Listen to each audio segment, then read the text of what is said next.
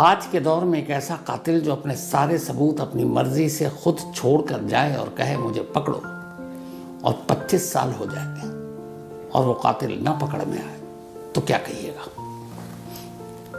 उस कातिल को पकड़ने के लिए पिछले 25 सालों में करीब 2,80,000 छोटे बड़े पुलिस अफसर इस केस पर उन्होंने काम किया, यानी कि 2.25 लाख से थोड़ा ज़्यादा 5,000, 2,80,000 पुलिस अफसर एक केस को सुलझाने के लिए लगाए गए इन 25 सालों में।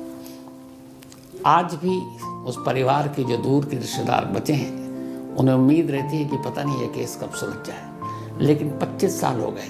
कातिल चीखता हुआ हर सबूत छोड़ के चला गया। 2,80,000 पुलिस वालों ने अपने दिमाग लगा दिए, कातिल का अब भी कोई अता पता नहीं है। ये कहानी है 2000 की, 2000, और ये कहानी है 2001 से जस्ट एक दिन पहले की।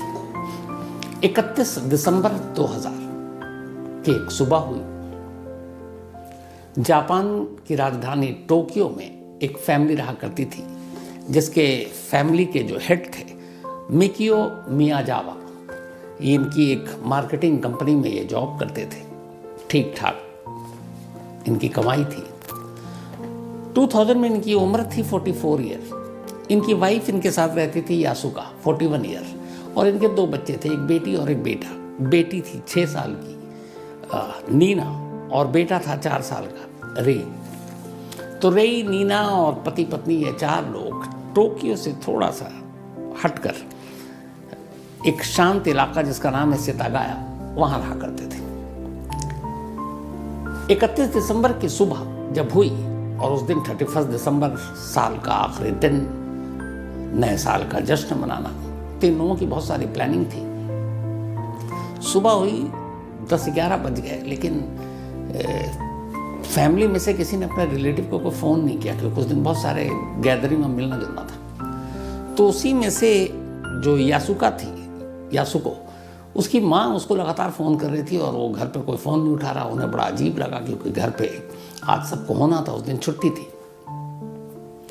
तो जब काफ़ी फ़ोन करने के बाद भी सभी को फ़ोन नहीं उठाया, तो यासुको की माँ पहुँच गई घर कि क्या बात है। घर गई तो देखा कि दरवाज़ा खुला है। जैसे ही वो अंदर जाती हैं, उनकी चीखें निकल जाती हैं।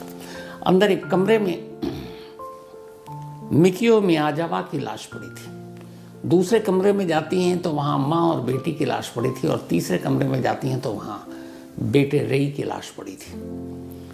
घर में खून ही खून, चारों को तेज धार हथियार से मारा गया था। वो बौखलाई हुई बाहर आती हैं। इसके बाद दूर में आस पड़ोस में कुछ पड़ोसी थे, उनको बुलाया जाता है, फिर पुलिस को खबर दी जाती है, फिर पुलिस आती है। अब पुलिस तफ्तीश करती है, सारे फिंगरप्रिंट, सारे सबूत उठाती है। उसका देख के कर अब पूछताछ होती है कि किसी से दुश्मनी क्या, तो पता चलता है कि नहीं, इनमें से किसी से कोई दुश्मनी नहीं थी। कोई फैमिली का कोई लड़ाई झगड़ा नहीं, प्रॉपर्टी का नहीं, पैसों का नहीं, मतलब बहुत ही क्लीन और शरीफ परिवार ही।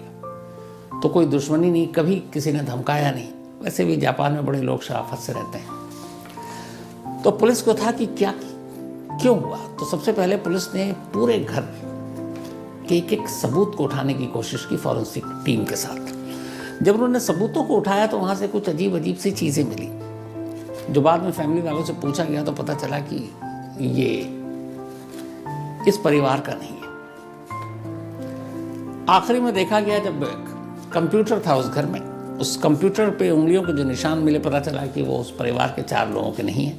और आखिरी वक्त में कंप्यूटर खुला हुआ था, और उस पर कोई एक टिकट बुक करने की कोशिश की गई थी, टिकट बुक हुई नहीं थी। फ्रिज खोला गया, फ्रिज पे से बहुत सारे निशान मिले, घर वालों के मिले, एक निशान अननोन मिला।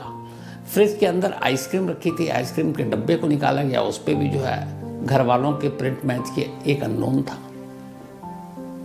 उसके बाद उस घर में एक जगह पर सोफे के करीब कपड़े बड़े तह करके रखे हुए थे। तो वो कपड़ा देखकर ये था कि इस घर में से कोई नहीं पहनता। बाकी के रिलेटिव ने ये बताया। उन कपड़ों में एक स्वेटर था, एक टोपी थी, और एक फैनी पैक था। जो स्वेटर था वो कोरिया का बना हुआ था, टोपी भी नॉर्मल थी। जब पता किया गया तो पता चला कि ये स्वेटर ऐसा यहाँ इस जापान में बहुत कम लोग पहनते हैं। फिर यह हुआ कि आइसक्रीम के पैक पे जो निशान मिले थे ये था कि जो भी था कातिल उसने बैठ के आइसक्रीम भी खाई है।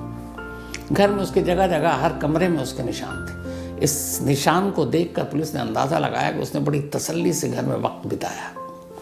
फिर पुलिस ने आस पड़ोस के लोगों से जब बयान दर्ज किया तो ये हुआ कि 30 दिसंबर की रात को यह परिवार करीब 9 बजे के आसपास, ये परिवार इसी वक्त सो जाया करता था, तो सो गया, लाइट वाइट बंद थी।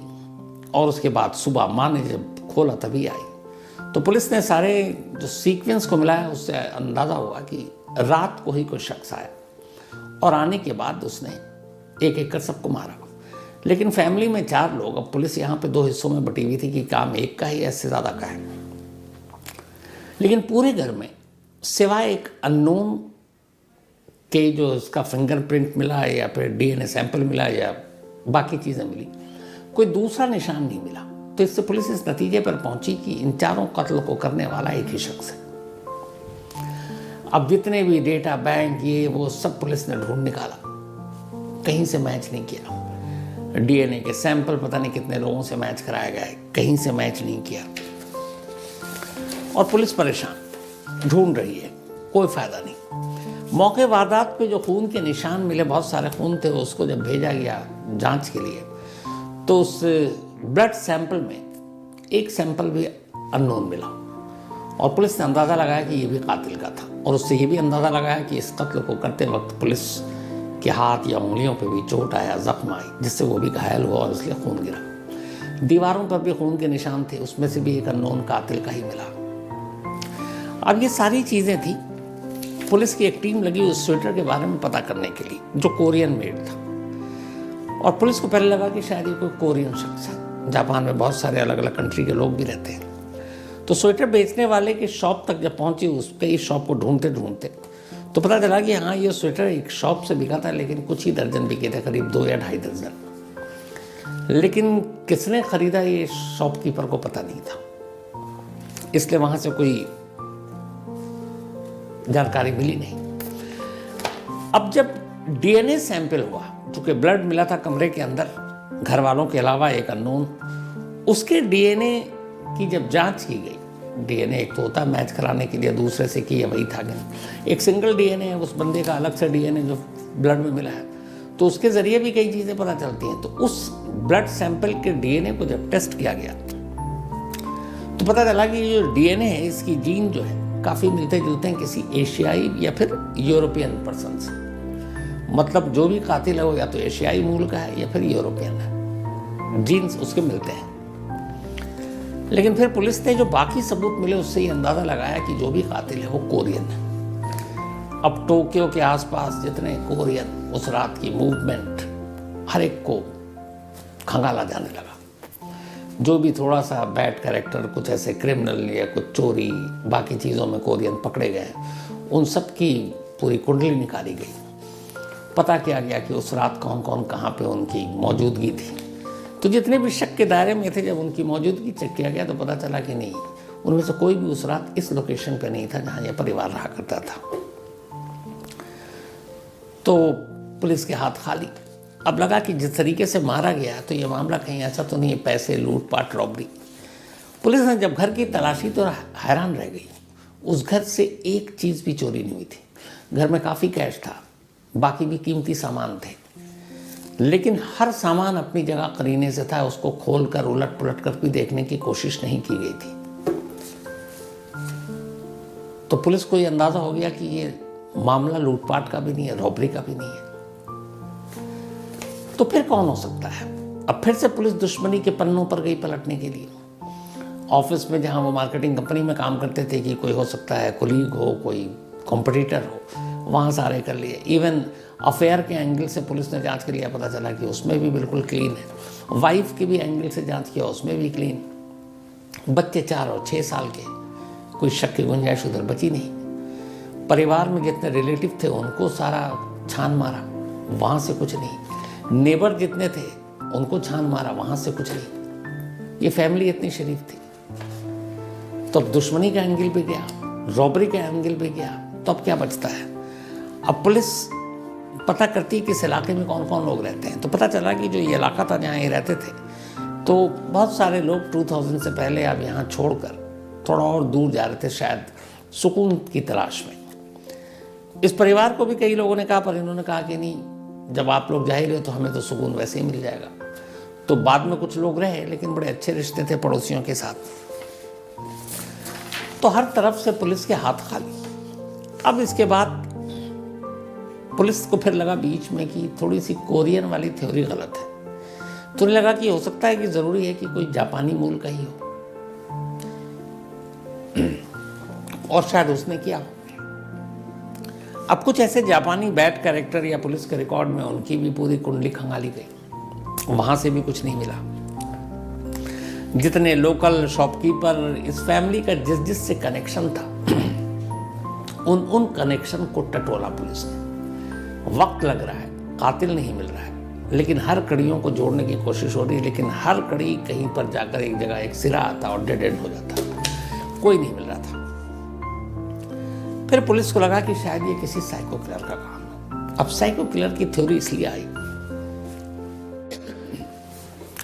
कि कातिल एक घर में जाता है, 4 कत्ल करता है, घर में कोई लूटपाट नहीं करता है, कोई दुश्मनी का एंगल कहीं से दिखता नहीं है, मारता सबको बेदर्दी से है। उसके बाद वो फ्रिज खोलता है, आइसक्रीम खाता है, कंप्यूटर को ऑन करता है, उस पर कोई टिकट बुक करने की कोशिश करता है। अपने साथ वो कोई बैग या पॉलीथीन लेकर आया, क्योंकि जो कपड़े उसने पहने हुए थे वो सारे कपड़े वो तय करके उतार के वो एक जगह पे करीने से रख देता है। और वो कपड़े इसलिए उतारे हुए थे क्योंकि जब जांच हुई पता चला कि ये कपड़े पहले पहने हुए, साफ धुले हुए कपड़े नहीं थे। तो वो भी रखता है।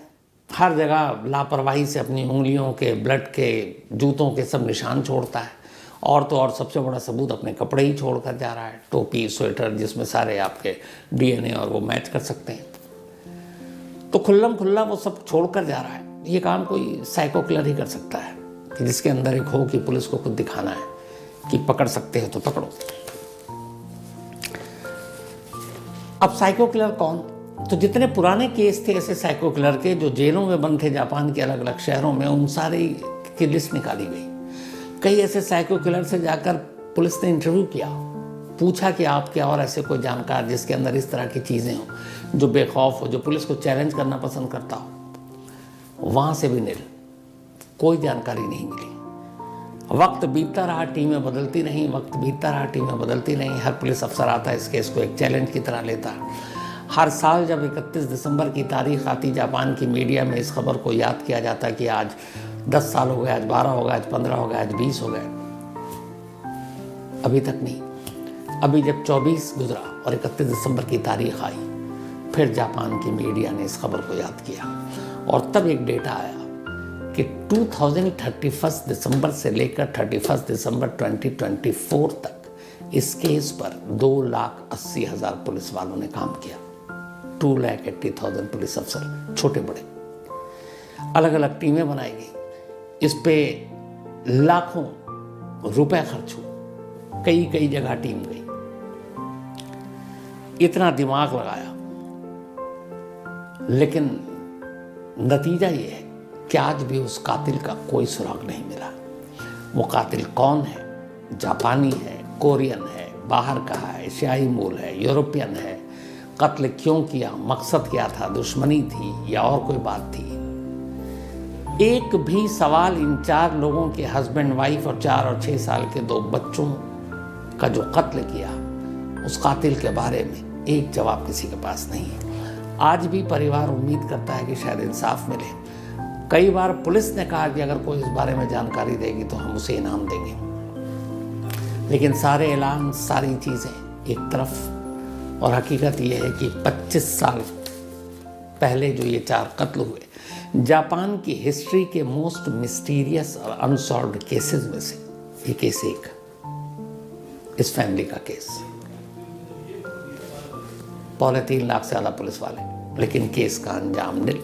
आज भी सच्चाई पता नहीं। क्या पता किसी दिन अचानक छम से ये केस खुल जाए और सच्चाई सामने और पता चले कि कातिल वो है। लेकिन अगर 25 साल हो गए, अब पता नहीं उस वक्त उस कातिल की उम्र कितनी थी।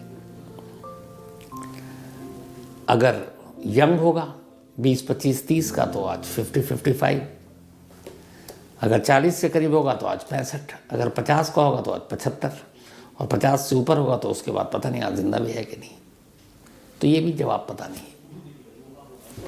उम्मीद यही है कि सुलझे और सुलझे तो फिर इसके